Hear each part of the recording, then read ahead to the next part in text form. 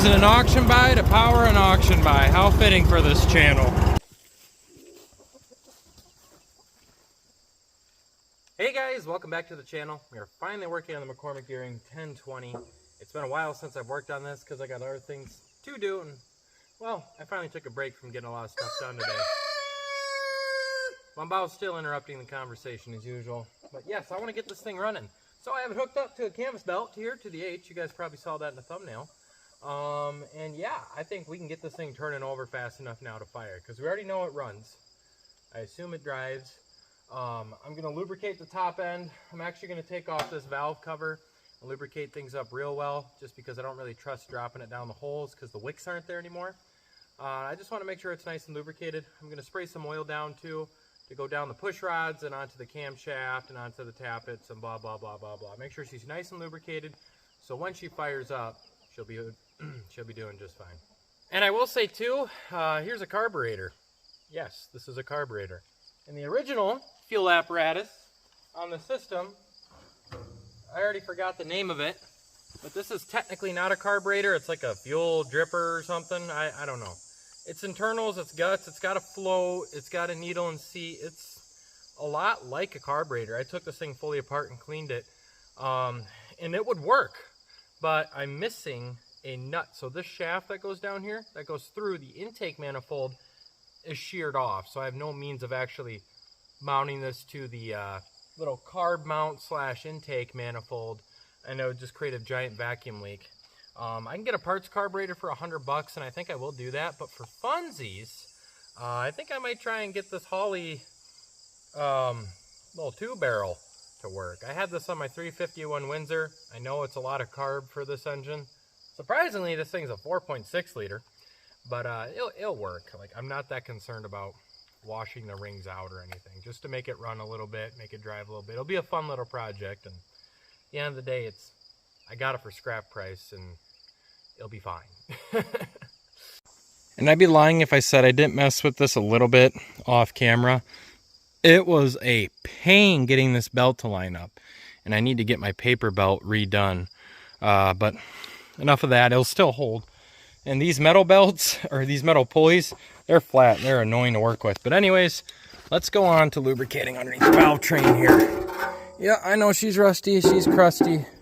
But she'll be just fine. We cleaned up a lot of the loose stuff anyways. And I'm not that worried about it.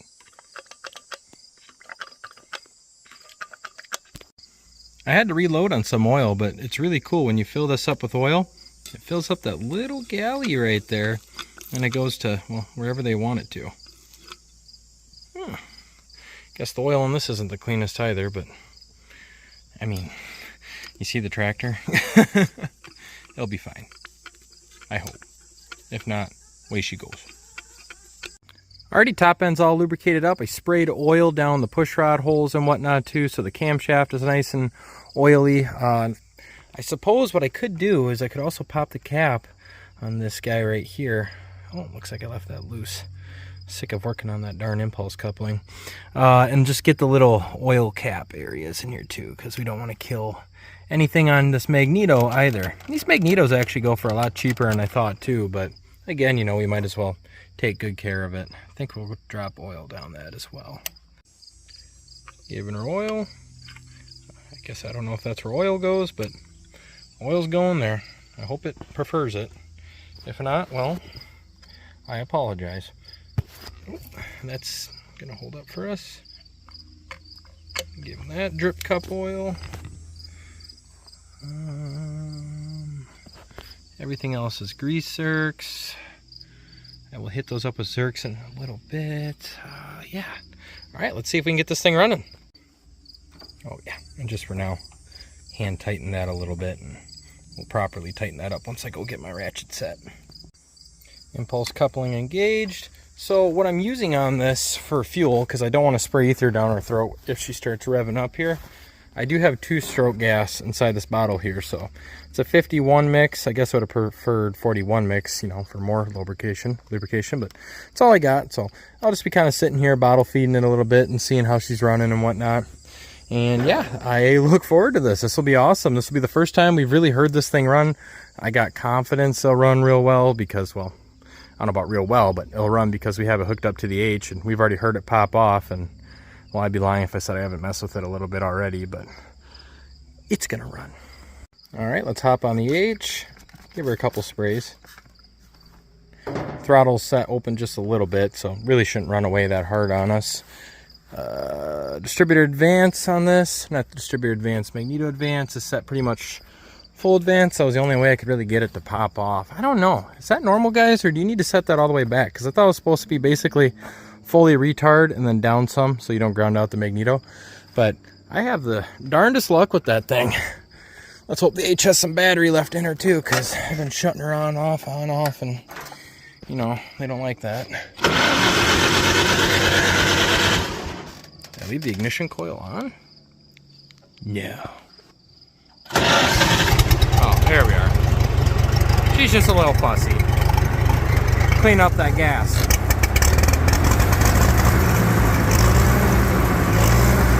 Yeah, the carburetor on this definitely needs a rebuild, but there may or may not be a parts tractor with a carb that's already good. Hint, hint. Alright. Engage our pulley here.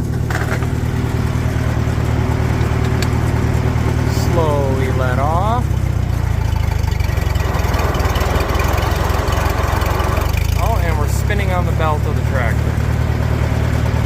Alright. I will get back to you guys once I fix that. Alrighty, pulleys are back and belt slid on and whatnot. Maybe I just let off a little too fast there. We'll go a little easier on her. Come on, sweetheart. Well, now why are you giving me trouble? You worked fine earlier. As you can tell, I have a very small crown on this, and it was painted over. So there's really not a lot of good friction going on there. I know there are folks, I forgot their name, Paper Pulleys, I think. They rebuild these, and the price they rebuild them for honestly aren't that bad for the amount of craftsmanship that goes into it. So I think I will send this pulley to them eventually, but for now, I know it works. It just requires some finesse. And there we have it. Really got to rev the H down. I'm sorry, sweetheart. That's cool though. The old school way. Now she's turning over.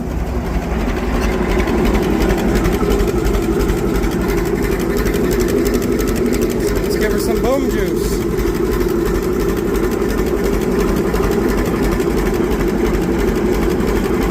Well, that was anticlimactic. Alright, just a small spritz of ether. I see, so she does not like two-stroke.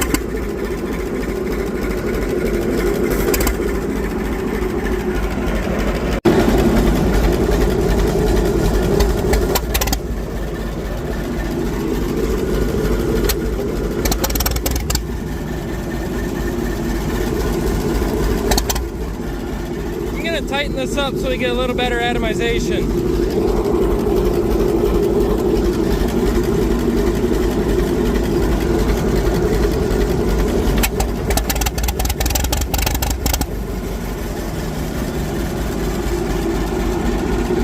Man, that sun is ruining my shot. Alright, standing next to the assembly line of death right here. You can see that the push rods are actually starting to spin too, so the tappets are doing their thing, so that's pretty sweet. Fortunately, still have oil coming out of here, so that scares me. We might not be getting oil pressure, but I know I'm just soaked everything in oil, so I'm not worried about things not necessarily being properly lubricated. And let's feel that bearing right there. It's not hot, so I don't have to worry about that. I know this is wrong. I know I'm supposed to take this whole thing apart and clean it inch for inch for inch, but ain't nobody got time for that. So, I'm doing it this way. Honestly, it's working pretty good, and I'm happy with it. And the reason I'm doing it this way is I want the compression to come around. Because we have some rings that are still pretty rusted up, you see? Give her a little heat and she'll come around. It definitely does not need that much fuel though. So I don't know if maybe we're missing on a cylinder or so. Nevertheless, she is running. Now that we got some of that 2-stroke gas in there, I feel comfortable spraying a little ether.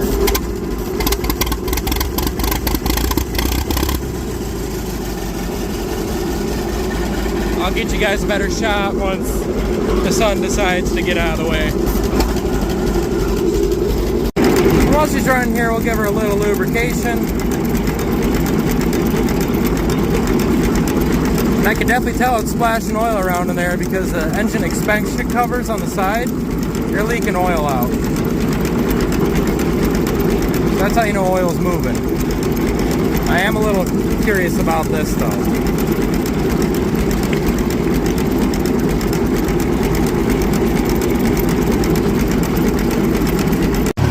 Starting to walk over on the H a little bit here. Yeah.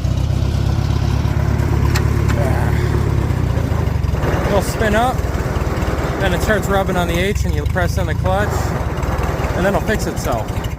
Oh, or it'll fall off. I don't want to blow up this belt because, well, good luck finding another one. So I'll fix that and we'll get back to working on the McCormick. So I dialed back the ignition timing on the McCormick a little bit.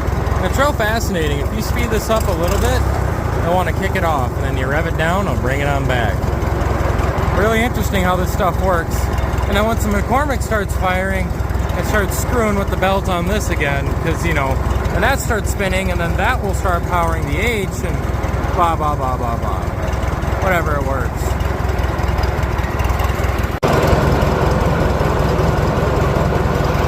Using an auction buy to power an auction buy. How fitting for this channel.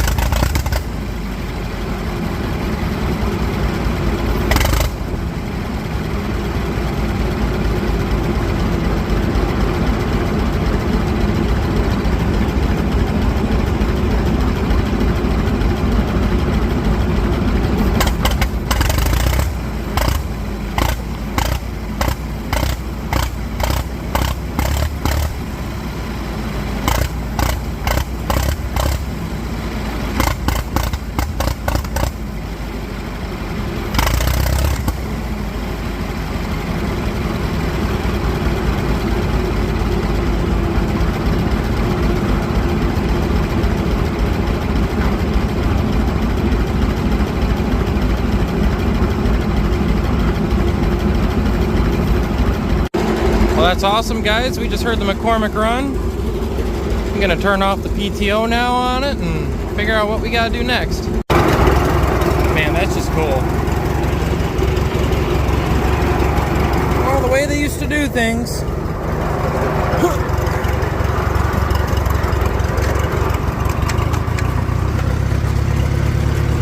Man, though, that really gets stuck. There we go.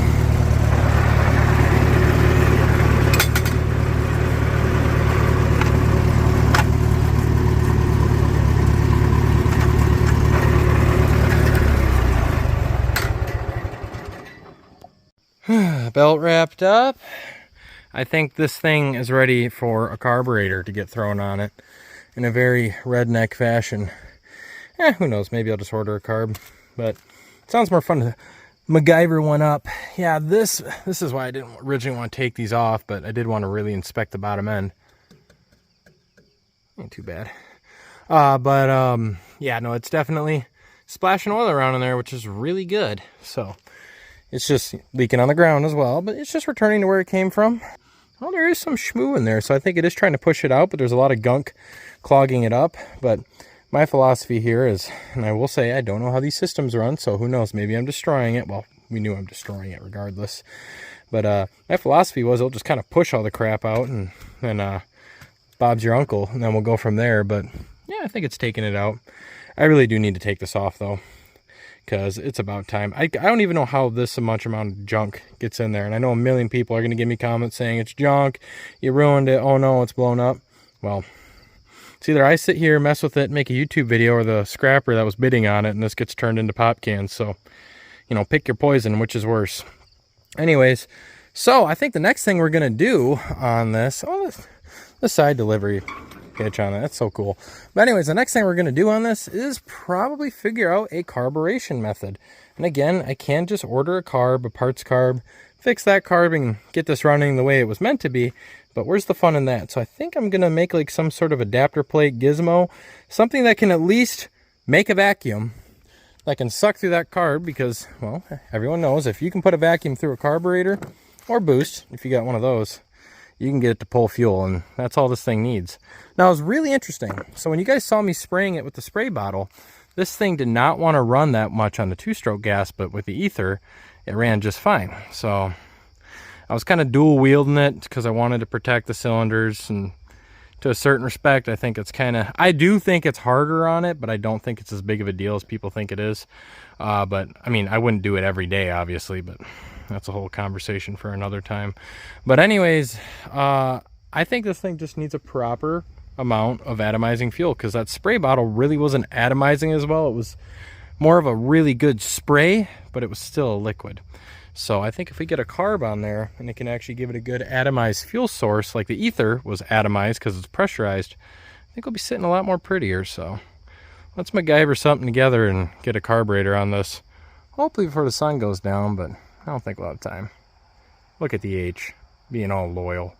Oh, and before we go, Mrs. Putty, my little sister's chicken, actually decided maybe being broody was worth it for once and gave us a baby. Yeah, there's a little chicken nugget down there. Yeah, maybe it paid off for you to be broody for once. Ugh. But yeah, so I set food up there and water for the baby, and she's being a good mama and teaching her the ropes. Or him. I don't know what the chick is. And this thing's basically going to be a spaceship, because it's even going to have an electric choke on it, so that's nice. But yeah, looking at this, it'll be super easy. We won't have throttle control anymore from up there, but I'm not that worried about it. But we can make a flange easy. I just have a lot of junk metal lying around, and I could easily just make a, I think this is a 2300 flange on this Holley right here, and I can make some gasket out of, you know, beer boxes or Jack's Pizza boxes, and look like a drag tractor or something. But hey, in the spirit of hot rodding, let's make this thing run. Ah, yes, the scrap metal corner, where all projects go to be born or die. Well, a few hours later, yep, I'm just yoinking her on in. This thing is so heavy, I did not realize how heavy it was. The 504 can't even lift up the front of it. Granted, the hydraulic pump's going out on this, but it could still lift up the front of a 1-ton, but this thing, forget it. It's a chonky boy, but she's dense.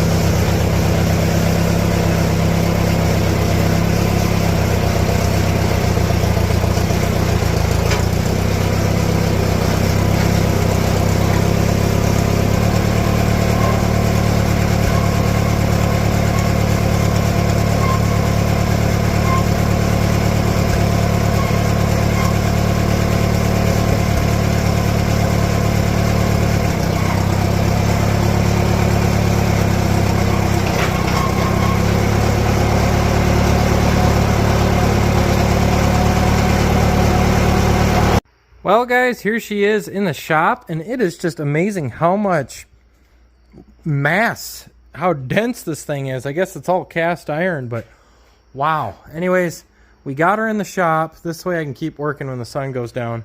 I usually like working at night, but I was like, man, I really want to pull this in the shop and just keep wrenching away at her. Yeah, the tires are holding on still. Had to get bumped into them a couple times. But yeah, so back to the carburetor. I have been working on fabbing up a plate for that right now. I'll get to you guys in just a moment once I get that all fabricated on up and right on here. Well folks, it's a couple hours later, and here's my adapter plate, for lack of better words. I still need to make the plate that adapts from here to the actual intake manifold part itself, but that'll be super easy to make, so I'm not worried about it.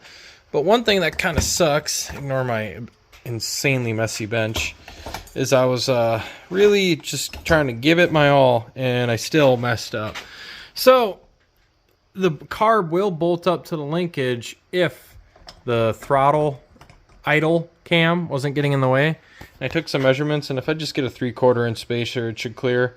I was trying my hardest not to have to buy anything because, well, I like, you know, just working with what I have, and there's a lot of pride in that. But sometimes I really don't feel like cutting all this and just moving this whole flange a little bit over. And I actually couldn't because this is all welded. Yeah, flux core. It ain't hardcore if it ain't flux core. But yeah, so that kind of sucks, but it is what it is. Not a big deal. Just get a 3/4 inch. Honestly, I'll probably just get a 1-inch spacer, make my own gasket, and runner. So I already have one gasket right here, and unfortunately this spacer isn't enough. And if I still have my 351 Windsor, I'd have a couple more gaskets laying around, but I don't. But it is what it is, and that's okay. Cheap spacer, I assume they're not that much, but we'll get that spacer on, and then I'll get this part fabricated, and then we'll get this whole girl running. And I will say, so today after running her, I did feel the hand crank, and make sure the magneto's grounded out. That it is. And it does have a lot more compression. I mean, you could feel it. Like, it is, you could hear the compression. Again, the magneto's grounded, so I can push down on this. It's like, oh my goodness.